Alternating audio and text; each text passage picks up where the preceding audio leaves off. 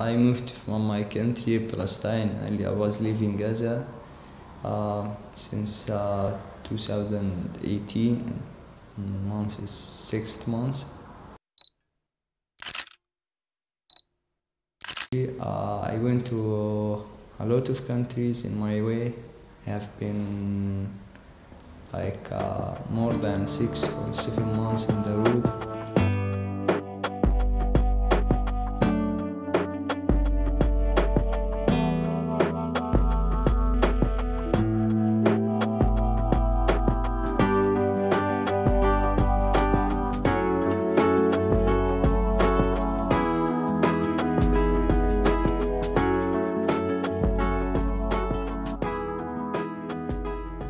I went from Gaza to Egypt, from Egypt to Mauritania, from Mauritania to Mali, and from Mali to Algeria, from Algeria to Morocco. From Morocco I tried to get in Melilla, which is a city called Melilla. It's a Spanish city. I was unconscious. I have an accident. I have a lot of broken in my leg. After several months, because I have injury, I stay in Morocco. Then I took like a small boat. I live in a mountain like 2 weeks or more than this. I have been walking. Then we take the boat in the sea in 2 days. So we arrived to Malaga. A big ship see us in the sea. We were dying, and I was like showing by my big key. Then helicopters come and another organization pick up from the sea to Spanish. Then I stayed 2 or 3 days in a hospital in Spanish. Then I moved by bus from Spanish to France, and from France Paris to Brussels. I entered Brussels on 14th of January. I asked for asylum. He told me that because I enter first country is Spanish, I have to ask Spanish for a print finger, because maybe I asked for refugee there. I wait several months. Spanish, I think, answer is negative. That he is not an asylum in Spain. Then I make a first interview in this building. Now I'm waiting for a second interview. I have an orange card. I have been 8 or 9 months waiting in the center. C'est en 1914 que le pape Benoît XV a proposé que puisse être célébrée une journée mondiale de migrants. En 1914, nous sommes au début de la guerre, de la Première Guerre mondiale, et compte tenu de l'évolution, de la montée des armes, de la domination des armes, le pape trouve que ce qui doit être mis en valeur, c'est d'abord la fraternité, le droit, l'égalité des gens, et que les armes ne devaient pas être la norme pour gouverner le monde. Des années plus tard, on va voir que tous ces messages du pape s'inspirent de l'homélie du pape Paul VI à la fin du Concile Vatican II, qui va dans son message dire clairement que nul n'est étranger dans l'Église. Nul ne peut être considéré comme étranger. Tout le monde, nous sommes d'abord, au nom de l'évangile de Jésus, nous sommes des frères et des sœurs. Et ce message que le pape Paul VI a dit va être un peu comme...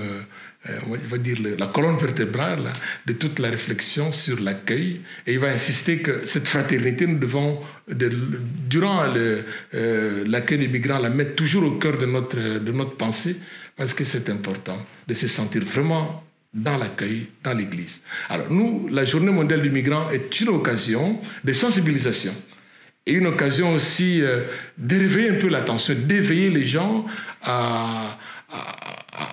dans une société de plus en plus, on dirait, hostile à l'accueil de l'autre. Une société qui rejette l'autre. Une société qui a peur de l'autre. Une société où les peurs s'installent. Nous profitons de la Journée mondiale du migrant pour essayer de sensibiliser en tant que chrétien sur l'accueil de l'autre. Et le service pastoral de migration est une pastorale d'accueil, mais aussi une pastorale qui invite les gens à s'investir dans des situations des autres qui sont parfois des situations tout à fait précaires et trouver là l'image même de Jésus-Christ. En fait, les migrations, elles ont toujours existé. De tous les siècles qui nous précèdent, le monde a été véritablement en mouvement permanent par les migrations. C'est beaucoup plus visible actuellement parce que les médias mettent un accent prioritaire sur les migrations. Mais il faut savoir que les migrations de par le monde, c'est une histoire millénaire. Et pas nécessairement en Europe.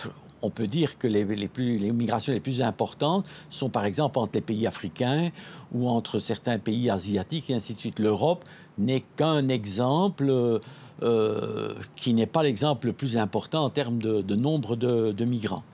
Ce qu'il faut savoir aussi, c'est que l'Europe, et la Belgique en particulier, au XIXe siècle, a eu des problèmes économiques assez importants et que beaucoup de Brabançons, de Carolos, de Liégeois ont émigré, par exemple, aux États-Unis, en Russie, en Argentine, et ainsi de suite. Donc, nous avons fait l'objet de vagues d'émigration à une époque où nous ne pouvions pas, en quelque sorte, survivre dans les campagnes pour un tas de raisons. Donc, le phénomène migratoire n'est pas un phénomène neuf et s'il apparaît de façon importante au niveau de la sensibilité actuellement, c'est principalement pour deux raisons. Un, les médias, qui mettent en évidence le phénomène beaucoup plus que par le passé. Et deux, je dirais la frilosité européenne, l'Europe étant vue comme une forteresse. Ça veut dire qu'on a en quelque sorte fait les murs, un peu comme Trump veut faire des murs par rapport au Mexique. On a créé des murs artificiels ou même réels dans certains cas. Les Hongrois ont mis des barbelés, ainsi de suite. Donc on a fait face à la migration des remparts qui n'existaient pas par le passé. Jusque, je dirais, le début du XXe siècle, la migration était assez libre. Depuis plusieurs années, le service pastoral des migrations du diocèse des Tournai accompagne et sensibilise les communautés locales à l'accueil des migrants et du réfugié. Et cette année, la Journée mondiale du migrant et du réfugié, comme toutes les années, sera célébrée dans 4 différents lieux du diocèse. Et depuis plus de 8 mois, des équipes locales se sont fort mobilisées et se sont constituées en groupe régional avec différentes représentations en vue de préparer cette célébration dans ces 4 lieux. La particularité de cette année est que cette célébration va s'étaler sur tout le week-end, donc du 27 au 29 septembre, avec plusieurs activités organisées dans ces 4 différents lieux où il y aura pour les uns une conférence débat sur la thématique des migrants et ailleurs aussi à Tournai, à Templeuve par exemple, un spectacle de Geneviève Damas sur Partir et plusieurs animations et des sensibilisations, les parcours interactifs de la Croix-Rouge sur la procédure des demandes d'asile en Belgique, des animations décirées sur la déconstruction des préjugés, surtout que de plus en plus dans notre société, le migrant est assimilé à cette présence du danger, et d'où la méfiance, d'où le repli sur soi. C'est vraiment une occasion d'aborder le sujet, d'aborder cette thématique, d'en discuter, de croiser le regard et vraiment démontrer que c'est vraiment une question de l'humanité et que nous pouvons dépasser ce stade qui limite le migrant à cette personne à rejeter, mais par contre cette personne à accueillir, comme nous demande aussi Jésus dans l'Évangile. Pour nous chrétiens, nous avons une réponse de foi à donner à cette problématique. Il faut savoir que dans une famille, lorsqu'on décide qu'il y a quelqu'un qui va émigrer vers l'Europe, c'est un peu celui qui est le plus culotté qui va le faire. C'est celui qui a le plus d'énergie en lui. Le petit raculot, il ne va pas faire le migrant. Mais il y a des stratégies familiales qui font qu'on va pousser un enfant de la famille pour aller vers l'Europe. Pourquoi? Parce que ça va être une possibilité de trouver de l'emploi, de trouver des revenus, d'avoir des arrivées dans des pays où l'avenir est bloqué. Il faut savoir que dans beaucoup de pays, l'avenir est bloqué pour les jeunes. I studied in Palestine. I have a bachelor degree in nursing. I have been like 10 years in hospitals, working and helping people. It's a complicated situation. So I can't continue my job there in Palestine. So about the problem there and politics and militia, I moved from there. We have to leave from there. Yeah, everybody run for his life. And I'm here now. I hope I have a good life here and I can meet my wife again. I miss her really. She's now in Gaza and Palestine.